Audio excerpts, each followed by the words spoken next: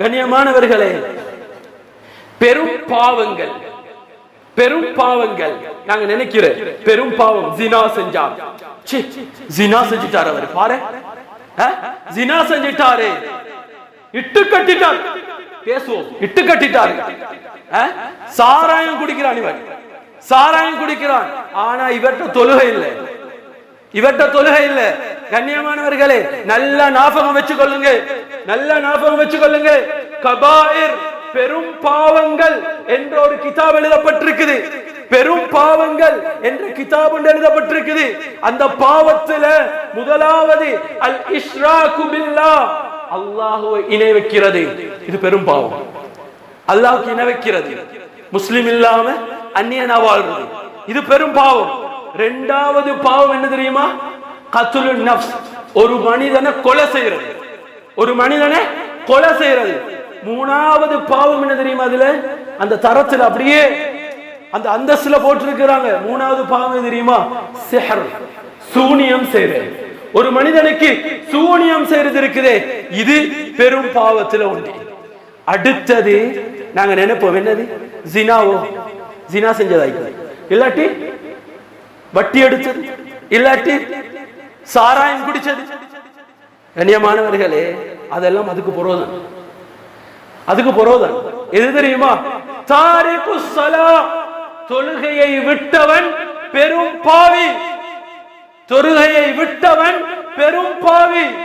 பெரும் பாவத்துல நாலாவது இடத்தை பிடிக்கிறது இந்த தொழுகையை விடுவது. கண்ணியமானவர்களே, அவ்வளவு மோசமான ஒரு அமல், ஒவ்வொரு மோசமான ஒரு செயல், இது தொழுகையை விடுறது. கண்ணியமானவர்களே, நினைச்சா தொழுகிறோம், நினைச்ச விதத்துல நடந்து கொள்றோம். கண்ணியமானவர்களே, நல்ல ஞாபகம் வச்சு கொள்ளுங்க, அல்லாஹ்வை சந்திக்கக்கூடிய ஒரு நாள் இருக்குது. அந்த நாள்ல போய் நாங்க என்ன பதில் சொல்ல போறோம்? கண்ணியமானவர்களே, தயம்மம் என்ற ஒரு பாடம், தயம்மத்துடைய பாடத்துல ஃபிக்ஹ்ல எழுதுறாங்க. தயம்மம் என்ற பாடத்தில் எழுதுறாங்க, ஒரு மனிதர் பாலைவனத்துல போறாரு. பாலைவனத்துல போற நேரம் அவர்கிட்ட கொஞ்சோடு தண்ணி தான் இருக்குது, கொஞ்சோடு தண்ணி. இந்த தண்ணியால இப்ப தொழுகையுடைய நேரம் வருது.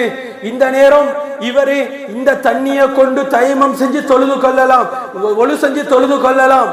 ஆனா இந்த நேரத்தை பார்த்து ஒரு நாய் வருது. இந்த நாய்க்கு தண்ணி தாகம், நாக்க வெளியே போட்டு கொண்டு வருது. தண்ணிய கொடுக்கலண்டா செத்துரும். இப்படியான நிலைமண்டா மார்க்கம் சொல்லுது என்ன தெரியுமா? நீங்க கொண்டு வந்த தண்ணீரை அந்த நாய்க்கு கொடுங்க, கொடுத்துட்டு நீங்க தயமம் செஞ்சு கொள்ளுங்க. ஆனா இதே இடத்துல நாய் வாரத்துக்கு பதிலா ஒரு மனிதர் வாராரு. ஆனா அவர்கிட்ட தொழுகை இல்ல, தொழாத மனிதர் வாராரு. மார்க்கம் சொல்லுது என்ன தெரியுமா? அவன் செத்து தொலையட்டும். அவன் எதற்கும் தகுதியற்றவன், நாயை விட கேவலமானவன். ஆனா அவனுக்கு தண்ணீரை கொடுக்காதீங்க. அந்த தண்ணீரால நீங்க ஒழுவ செஞ்சு நீங்க தொழுங்க என்று மார்க்கம் பேசுவதாக இருந்தா, கண்ணியமானவர்களே, எவ்வளவு மோசம்! நாயை விட கேவலமானவன் தொழுகையை விடுபவன். அதே சட்டத்தில் கொண்டு வராங்க. இந்த அளவுக்குண்டா ஒரு அந்நிய மனிதன் வருகிறான். அந்நிய மனிதன் இஸ்லாத்துல இல்ல. ஆனா அவருக்கு தண்ணியை கொடுக்கலாமா இல்லையா என்று மார்க்கம் பேசுற நேரம், இந்த நேரம் சொல்லுது அவருக்கு கொடுங்க, பிரச்சனை இல்லை, அவருக்கு கொடுங்க, அந்நிய மனிதனுக்கு கொடுங்க, அவர உயிரை காப்பாத்துங்க. ஆனா தொழுகை இல்ல, அவன் தொழுகிறான் இல்லையா, அவனுக்கு இந்த தண்ணீரை கொடுக்காதீங்க.